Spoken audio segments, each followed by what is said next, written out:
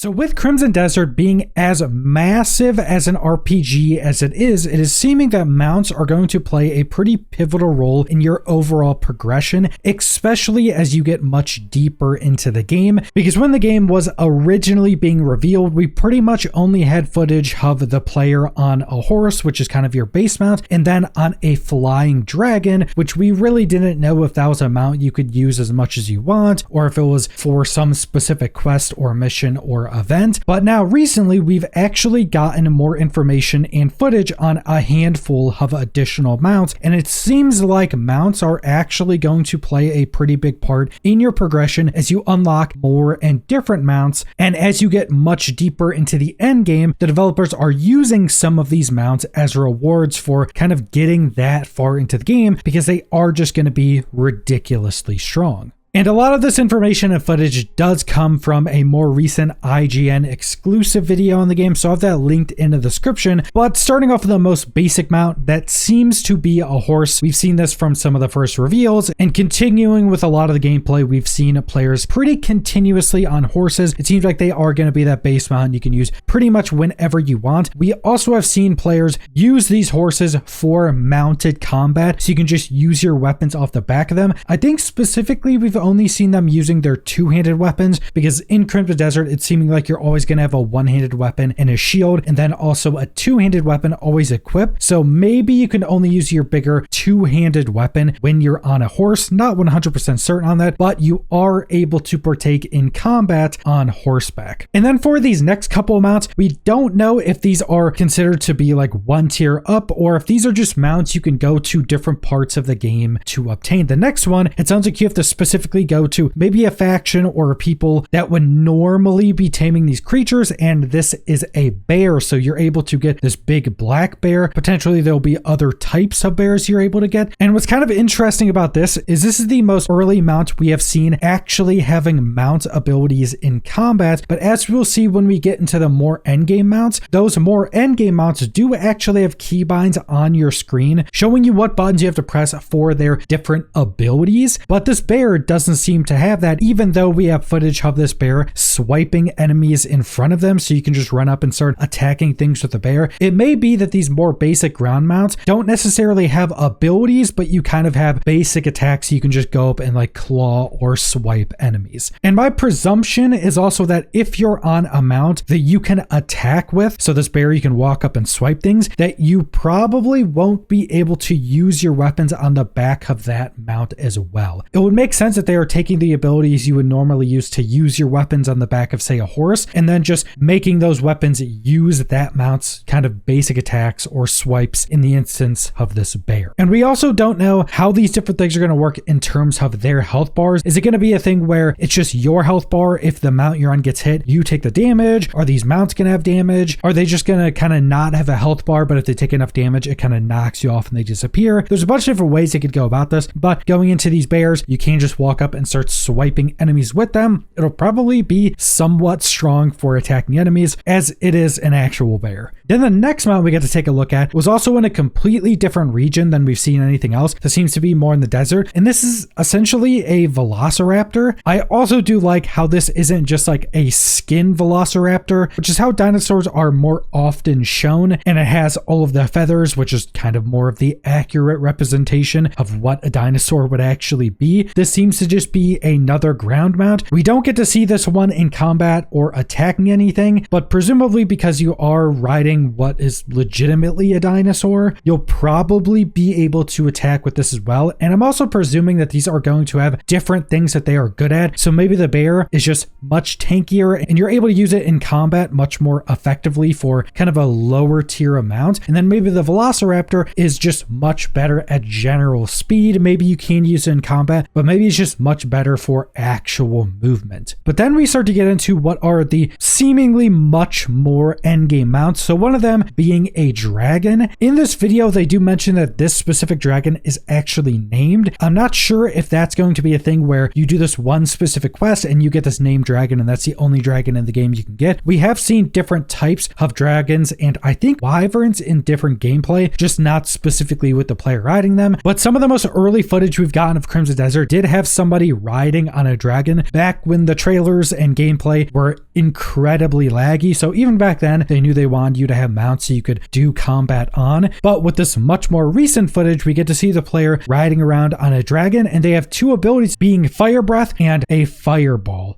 And again, I'm not sure what the distinction is with some of these mounts, specifically the endgame ones, showing you the different abilities they have and the earlier mounts not showing that. I'm assuming it's just kind of that the early mounts are just considered like basic attacks and these higher tier mounts are considered different abilities you can use on them. Maybe these different abilities have cooldowns and that's why they're actually being shown as opposed to a bear just kind of spamming swipe or something. And for every mount we've gone over so far, none of these mounts seem to have any limitation on them. And I'm saying that because the next mount we go over, which seems to be the most advanced, does seemingly have a limitation that is essentially a timer on it. And that final mount essentially being a really early version of a mech suit. And this mech suit has a bunch of different abilities. And the lore behind this is that it seems in Crimson Desert there are actually much more advanced nations or factions that actually have this kind of early tech. In fact, it seems like one of the scientists have created like a hologram of themselves as well. So it seems that some of the factions or regions or nations are trying really hard to kind of fight against this new technology. And some of them are just trying to go full steam into this more advanced technology. And at some point you'll be able to have this mech suit. And the reason I mentioned all the previous mounts not seeming to have any duration or timer that you can use them on is because this mech suit seems to have a fuel gauge at the bottom left. They also talk about this in the video where it seems you have a certain amount of fuel and when you use it up, you get kicked out of the mount or can't use it. And we don't know if this mount is going to be specific to like a mission or will you be able to go get more fuel? Maybe something like power armor in Fallout where there's a much more rare resource as a fuel for this thing you can use. My presumption is this mech suit is probably going to be used more for a specific quest or scenario or event in the game, and you probably won't just be able to have it in the normal game. They did also talk about that the developers don't really want you using these super strong mounts against like bosses or anything. So presumably some of these, especially this mech mount, are going to be much more limited in where you can take them and for how long you can use them. But this mech mount also does have a bunch of different abilities. So they have a multi-rocket launcher, they have a cannon, they have a machine gun, they have an EMP,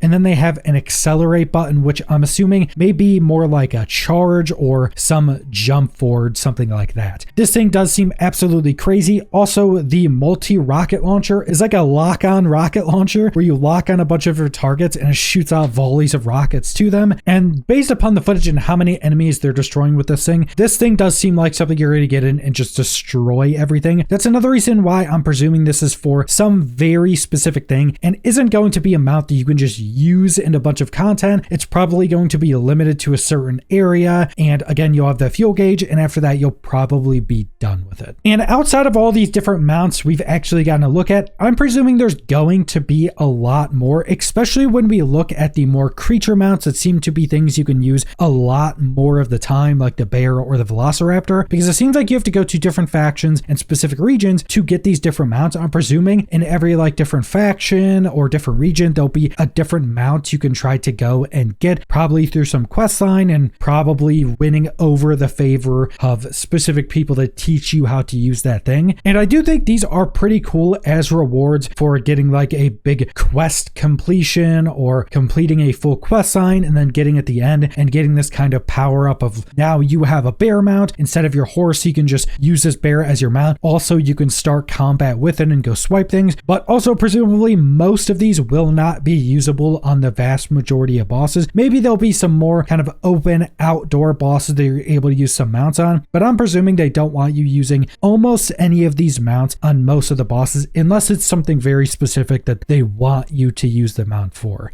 Like, I think there may be a good possibility that once you get something crazy like the mech mount mount or the dragon, that there may be specific boss fights that are kind of made to use those mounts against. Overall, I do think it's really cool that this is just another thing added into Crimson Desert. This game is so absolutely massive that I do think all of these different features are going to just give you so much to do in this game. And mounts are not only a really good reward for things you've already done, but are also a really good way to reward you something that kind of speeds up other things you were doing, because if you get mounts, you can now move much faster and may help you in certain combat scenarios much more easily. Maybe it'll allow you to get to areas you weren't able to before. Like maybe when you get the dragon, it just unlocks a new region to go to or something. So there's a lot of possibilities, but I do think having a cool mount system like this, that all the mounts are kind of very different, is something that's really cool and something that will be very exciting when you first go and unlock those things. But that's all I want to go over. So thanks for watching.